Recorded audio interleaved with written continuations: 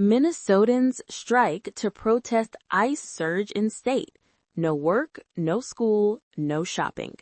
A statewide no work, no school, no shopping blackout protest took place Friday across Minnesota as community leaders, faith groups, and labor unions mobilized against what they describe as an unprecedented surge in immigration and customs enforcement activity in the state. Organizers have named the action the Day of Truth and Freedom, calling it both a protest and a general strike. The demonstration comes just weeks after the killing of Renee Good, an unarmed woman who was shot and killed by a federal immigration officer in Minneapolis earlier this month. Federal authorities have not released details about the officer involved, citing an ongoing investigation. Protest leaders say the action is meant to disrupt daily life in order to draw attention to what they describe as systemic abuses by ICE. Their demands include the complete withdrawal of ICE operations from Minnesota, legal accountability for the officer who killed Good, an end to additional federal funding for ICE, and a full investigation into alleged human rights and constitutional violations by the agency. Dozens of local businesses across the state announced closures Friday in solidarity with the protest, including childcare centers, restaurants, and small retail shops. The Minneapolis City Council formally endorsed both the day of action and the general strike, a move that further elevated the protest's visibility.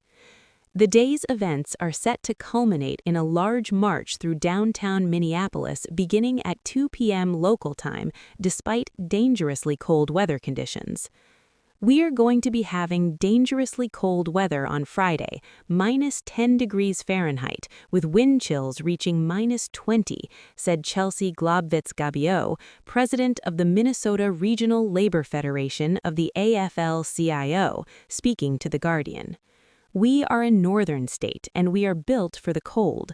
We're going to show up, but people need to pay attention not just to the march, they need to pay attention to the individual acts of solidarity happening across the state. The Minnesota AFL-CIO, which represents more than 1,000 affiliated local unions, formally endorsed the action along with dozens of individual labor organizations. Labor leaders say the strike reflects growing frustration with what they view as a lack of meaningful response from state officials. I think what generated the idea for this action comes out of the need to figure out what we can meaningfully do to stop it, said Kieran Knutson, president of Communications Workers of America Local 7250 in Minneapolis.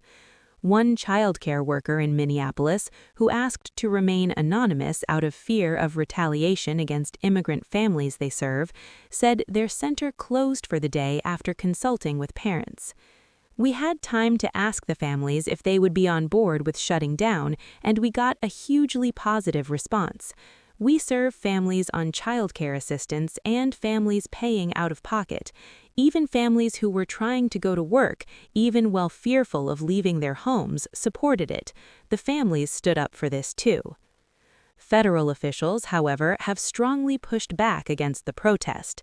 The Department of Homeland Security claims ICE has made 3,000 arrests in Minnesota over the past 6 weeks, part of a broader nationwide enforcement push. The Trump administration has also dispatched approximately 3,000 immigration officers to the state, while placing 1,500 U.S. Army soldiers on standby for potential deployment should unrest escalate. In a statement responding to the economic blackout, a DHS spokesperson criticized labor leaders backing the strike. "This is beyond insane," the spokesperson said. "Why would these labor bosses not want these public safety threats out of their communities?" The spokesperson added that ICE is targeting criminals, referencing 23 photos of individuals DHS claims are undocumented immigrants with criminal records, though no captions or case details were provided. Immigrant advocacy groups dispute that characterization, pointing to national detention data showing that immigrants with no criminal record continue to make up the largest share of those held in U.S. immigration detention, which is currently at record levels. As protests continue and tensions rise, Minnesota now finds itself at the center of a growing national debate over immigration enforcement, federal authority, and the role of labor and local governments in resisting ICE operations. With sub-zero temperatures and heightened security measures in place, organizers say Friday's action is only the beginning.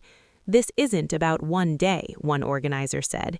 It's about forcing the country to look at what's happening and refusing to look away.